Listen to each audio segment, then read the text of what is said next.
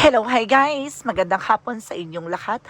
This is Chin Rodriguez, pamaya sa Gray Channel, a faith healer, also matarder. So ngayong hapon na to, tingnan natin nagsasabihin sa iyo ng ating mga gabay. So this is a weekly gabay for the month of July 17 hanggang July 23 for the sign of Leo. So, Leo, welcome to my channel.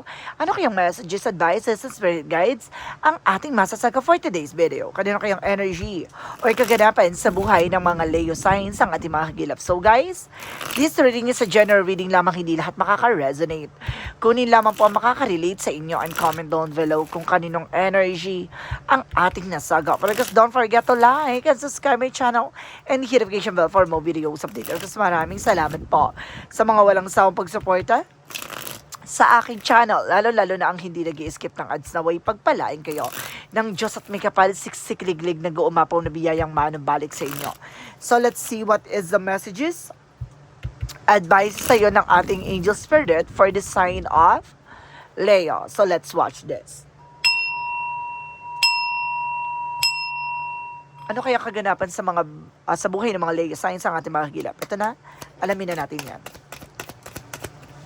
There's something Ace of Wands, no? There's something a new beginning. There's something a new spark.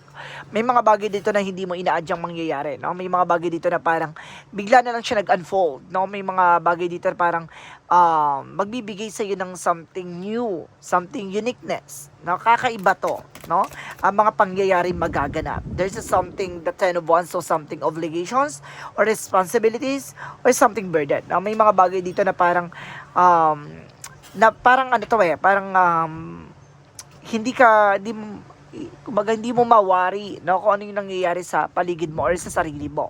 This is something burden talaga, obligation or responsibilities man or full of negativities. This is a Eight of Swords, you're full of negativity around you. No, there's something of toxicity. So maraming negatibo sa paligid mo. No, may mga bagay diyan na parang feeling mo nakasta ka sa situation. Feeling mo na doon ka pa rin sa isang sitwasyon na hindi ka makabangon-bangon or you're feeling stuck. No? Additional messages. So this is something a Knight of Wands. No? Resilience. Loki. Na may mga bagay dito na kailangan tahimik ka sa mga plano mo or sa gagawin mo. No? Kailangan maging tahimik ka. Take kong bibig. No, sa mga plano mo, there's something near to success. Napakalapit mo na para may isa katuparan yung mga bagay na yan. Kaya kailangan pag-ingatan mo. This is something a Three of Cups, with something a celebration, no? Socialize, collaboration, no? With a coordination with your friends, no? So, let's see, there's a child card with taking action. So, kailangan mong kumilos, kailangan mong gumalaw. Kailangan mong solusyonan o kailangan mong maggawa na ng actions sa mga bagay-bagay na pinoproblema mo. This is something Ace of Wands, represent the Three of Coin with collaborations, connections.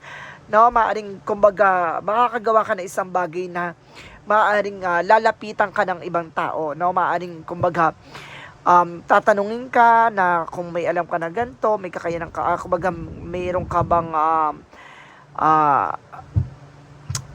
kumbaga knowledge sa gantong situation, no? Kumbaga, kasi iba, kumbaga mayroon kang kakayanan or katangian dito na maaaring kakaiba, na maaaring ikaw yung lalapitan nito. This is something a Death card for a transformation, no?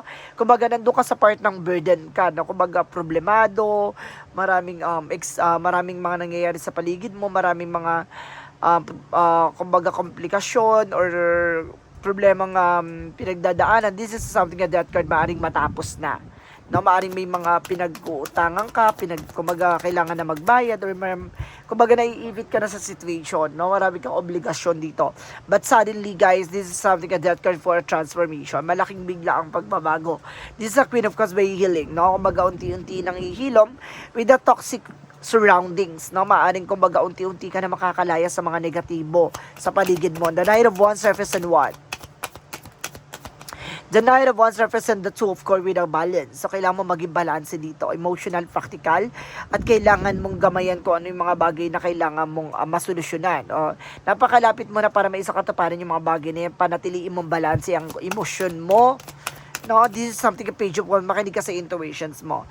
Now, there's something ambitions, gut feeling, vibrations, na may mga tao sa paligid mo na, kumbaga, binubuyo ka, or may mga tao dyan na hinihila ka na para hindi ka makapag-focus sa ginagawa mo, no? Some of your friends, no, with the toxicity. So this is something, a chart card for 7 of coin with the harvest time.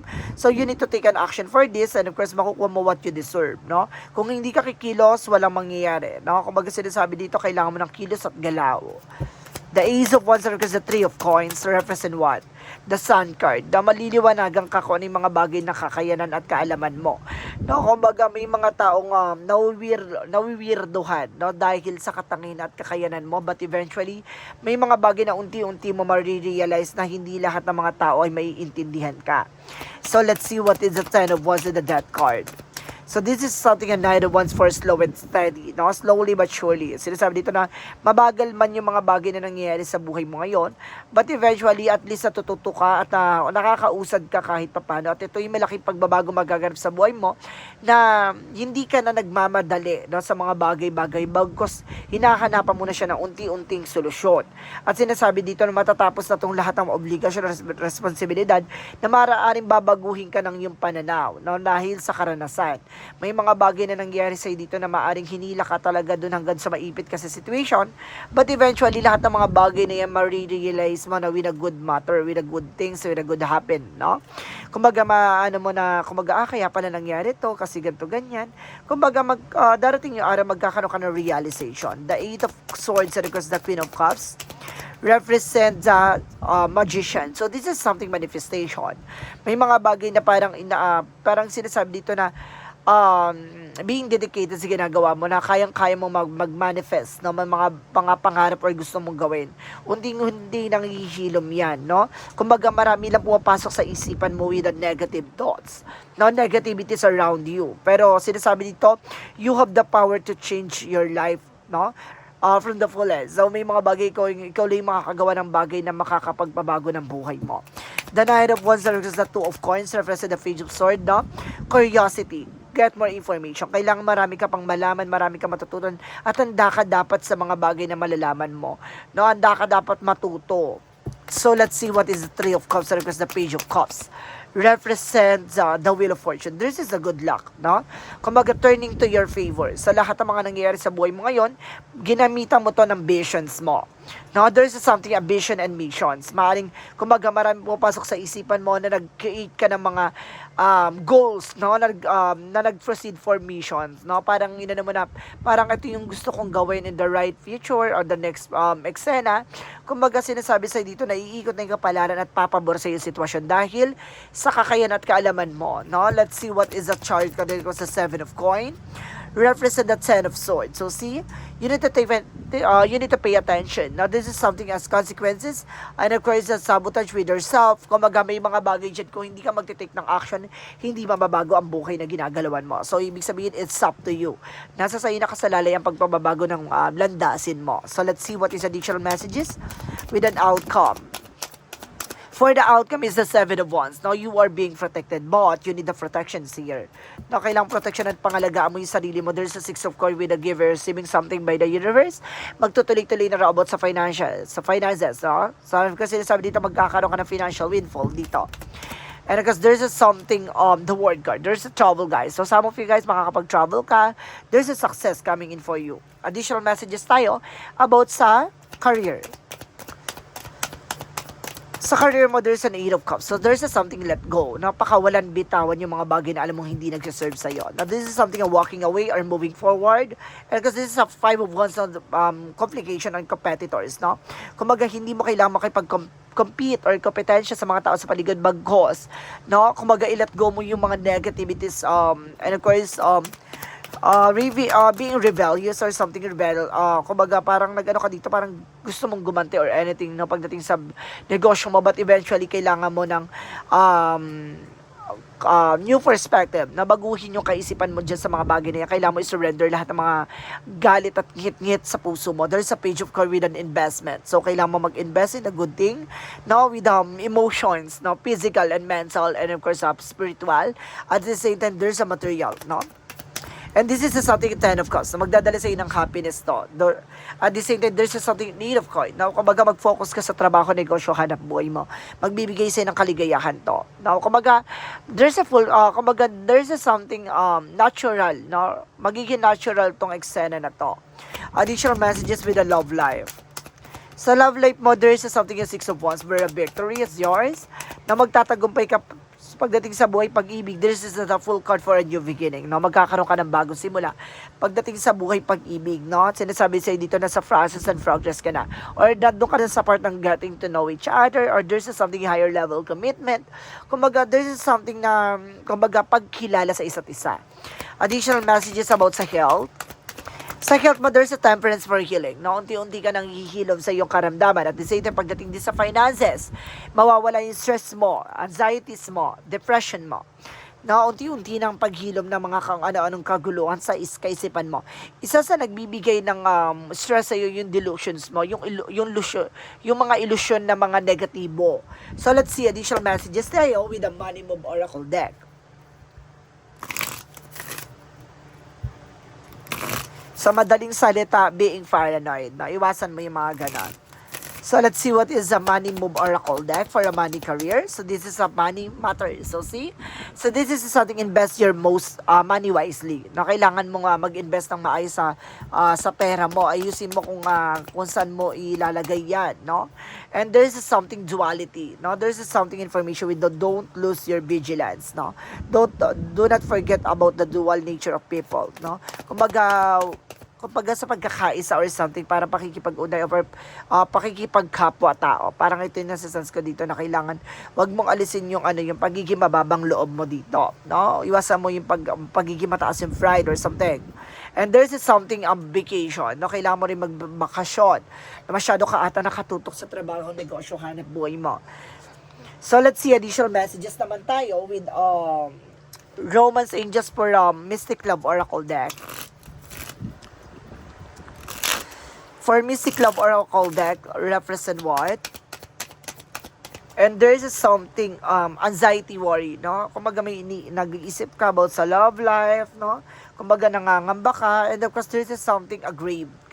And there's no second chances, no? Kumbaga parang natatakot ka na dito na parang wala nang kumbaga, parang wala na eh. Kumbaga parang gano'n, no? Kaya pala nag-worries ka na wala nang second chances. Parang game over na kagad, no? At sinasabi sa'yo dito, there's something relationship connecting, no? Kumbaga kailangan na makikipag-connect ka ulit in other people siguro dito. Na may daong darating dito na bago, no? There's a new love. So let's see additional messages tayo with Yin and Yang Oracle deck. For Yin and Yang Oracle card, represent self-worth, no? Dapat alam sa sarili mo yung halaga mo, no? And of course, there's something North Node with a purpose. Dapat alam mo sa sarili mo yung life purpose mo. And there's a cycle for a changes, no? Mababago na ang sistema, mababago na ang ikot ng kapalaran para sa iyo. Additional messages with a magical fairy messages represent what? For magical fairy messages represent let go, na kailangan mong pakawalan, bitawan yung mga bagay na alam mo hindi mo kontrolado, na kailangan mong bitawan, no? At kailangan mong mag-moving forward or mag-move on sa mga nangyari sa buhay mo, na lahat ng mga bagay na ay kailangan mo lang talagang pagdaanan, no? At sinasabi dyan sa'yo na kailangan mo lang magtiwala sa lahat na nangyayari sa buhay mo, sa landasin mo, na kumbaga plano ng ating Panginoon lahat ng mga bagay na nangyayari na yan. Kailangan mo lang magtiwala. So, there's something, spring, no? There's something of blossoming, no? May paglago at paglakas ng finances dito. Maring ito na yung oras at panahon para pagyabungin ang iyong mga pinaghirapan. This is something, butterfly. Okay, this is something a butterfly for transformation lies ahead. Talagang mangyayari yung mga bagay na to in a good fortune for you. So, let's see what is the synchronicities. Synchronicities represent the finder of the lost things, no? Kumbaga parang hinahanap mo yung mga bagay na nawala. Kailangan pasalamatan mo at kailangan pahalaga mo yung mga bagay na nakahain sa iyo ngayon. There's something creativity. No, kumbaga magiging creative ka this time. So, ikaw yung gagawa ng mga bagay na parang magbibigay ng kulay sa mundo mo. There's a gather na parang, kumbaga, parang pagdidikit-dikit mo yung mga nangyayari sa buhay mo na, kumbaga, magiging solid investment or solid foundation to. So, let's see what is additional messages with an angel's answer. For an angel's answer, represent what? So, there's an abundance. So, talaga may kasaganahan talaga ang naghihintay para sa'yo. And there's a no need to worry. Kailangan alisin mo yung takot at pangamba mo. And there's a promise. No? Kumbaga, pinangako sa ito ng ating Panginoon or may mga bagay na pinangako ka na kailangan mo ito pa rin, no? Para sa ating Panginoon, sa ating mga gabay. No? May mga hiniling ka na maaring nakuha mo na may mga pinangako ka, kailangan mo ito pa rin yan. For Archangel Michael messages, and there's a believe and trust. So, kailangan mo maniwala at magtiwala. And there's something, decide to be happy now. Kailangan mo maging masaya sa kung ano man magiging decision mo. At sinasabi dito, there's an Archangel Michael to help you for your situation. Nandito sa Archangel Michael para makalis ka sa situation mo. Additional messages for this energy. For this energy is that fifth chakra, Archangel Gabriel by your intuitions. No, nandito si Archangel Gabriel para patalasin at paliwanagin lahat ng mga nangyayari sa buhay mo at mag-enlighten lahat ng mga bagay na pupasok sa isipan mo. There's something for chakra, Archangel Raphael for healing, no? Unti-unti ka nang gagamutin sa iyong mga karamdaman na nararamdaman at sa mga sugat at sakit na mga pinagdaanan. At since that there's a woman holding a coin, so you are being practical if you were a woman, no? Pag marunong ka umawak ng finances. If you were a man, yung person mo ay marunong hawak ng finances. So, let's see about sa romance angels. Represent what? And there's a romantic feeling. So, this is something, parang spend more time out to each other, no? There's something, a separation. Meron dito maghihiwalay, meron naman dito para magtatagpo sa isang yugto o chapter ng buhay nila na maaring hindi nila inadya na magkakakilala sila at magkakaroon ng something spark sa isa't isa. So let's see what is the chakra messages. And there's a discoveries na marami ka pang madidiscover, marami ka pang malalaman at mauunawaan dito. At sinasabi dito with the chakra, there's a forgiveness. Kailangan mo magpatawad, bitawan yung mga bagay na alam mo magsisilbing blockages, negatibo sa lahat ng mga nangyayari sa'yo. And there's a something service. Now, you are also a public servant. Now, there's a work for services. Maring ang trabaho mo ay, kumbaga, mag-service, no? Or either, kumbaga, ikaw ay nagsaserve ng mga food and drinks, no? So, let's see what is the Monsology. And don't let past hold you back. Na wag mo na raw balik-balikan yung mga bagay na nangyari na sa nakaraan. And look at the bigger picture. Ito yung lagi mong titingnan. Yung lagi mga posibilidad na mangyayari in the near future. No, yun yung tingnan mo yung magiging pagbabago na magaganap sa mga mangyayari sa buhay mo, sa kasalukuyan. There's a work through your fears. No? Labanan mo ang takot at pangamba mo. So let's see what is additional messages with an angel spirit guides. With an angel spirit, please give me information. And because there's something unique with the trust. So, kailangan mo magtiwala, maniwala, no? And there's a spiritual wisdom, no? Bibigyan ka ng kaliwanagan, no? Bibigyan ka na malinaw na kaisipan sa nangyayari sa'yo. Mag-meditate ka lang daw, no? Para malaman mo yung gusto mong malaman. And there's something dream time soul travel. There's something astral travel. May kakayanan ka para malaman yung mga bagay na nangyayari sa kasalukuyan sa'yo. Or may mga bagay dito or information na binibigay sa'yo ang ating mga gabay na mangyayari sa'yo sa kasalukuyang mangyayari. No? Kumbaga, in the near future. No? Kumbaga, binibigyan ka na ng mensahe. There's something happiness. So, magiging maligaya ka dito, magiging masaya ka, at maaaring, kumbaga, nandun ka sa tamang direksyon na tatahakin mo ay magiging masaya ka. And there's a failure. Now, there's something mistake, no? Or something rejection. So, it's an opportunity to learn, no? Kailangan mo lang matutong magkamali at matuto ka dun sa mga pagkakamali na yon. So, let's see what is our additional messages with an Archangel Raphael for meditation. So, kailangan mo mag-meditate dito, guys, no? To enhance your chakra, to enhance your aura, na palakasin ang iyong enerhiya. There's a do more research. No? Kailangan mo pang matutunan at malaman yung mga bagay-bagay kung saan ka papalakasin ng kaalaman at kakayanan na yan. So, let's see what is additional messages with an angel spirit. Angel spirit represent protected. No? You are being protected or kailangan mo ng protection. And there's a yoga. No? Kailangan mo ng exercise. No? There's something meditation, stretching, exercise. No? So, let's see additional messages. And there's a double mission. Talaga may kakayanan ka ha. There's something gifted. Now you are, this is something rare gift. Na meron kang kakaibang regalo sa iyo ang ating pong may kapal, no? Na magkaaring, kumbaga, kailangan mo lang munang matutunan, no? At malaman at matuklasan lahat ng mga bagay kaalaman na ipagkakalob sa iyo ng langit. This is something, baby step with something an action. Follow your intuition. Lagi ka makikinig sa iyong intuitions kasi binibigay niya sa iyo yung mga bagay na kailangan mong malaman. So let's see what is the Jesus loving quote said. For Jesus loving quote said, whatsoever you shall ask the Father in my name, He will give it to you. Ano man yung mga bagay na dapat mong hinihiling o yung mga bagay na tinatanong mo sa ating pong may kapal, ay maaaring masagot yan, no? In the name of God. So may mga bagay dyan na maibibigay ng kasagutan, kaliwanagan. So let's see, what is additional messages with an angel's number? For an angel's number represent what? So there's a 06 or 064 commitment. Now there's something commitment of light, honesty, and light daily is a fast track to creating a peaceful and meaningful life. It is how to find solution and confront, release worries by speaking your truth and experiencing emotion regularly, often up with the best it's yet to come. So see, kumbaga marunong ka dapat mag-commit sa mga bagay na pinangahawakan mo ngayon. Dapat marunong kang mag-focus, no? Of course, mahalin, no? At kumbaga pagyabungin ko yung mga bagay na nangyayari sa iyo at kumbaga tutukan mo ng maayos yung mga bagay na alam mong magbibigay sa ng expansion, no? Kumbaga i-apply mo sa sarili mo na maging totoo ka at maging tapat ka sa ginagawa mo. So let's see what is the messages of life. A messages of life represent what?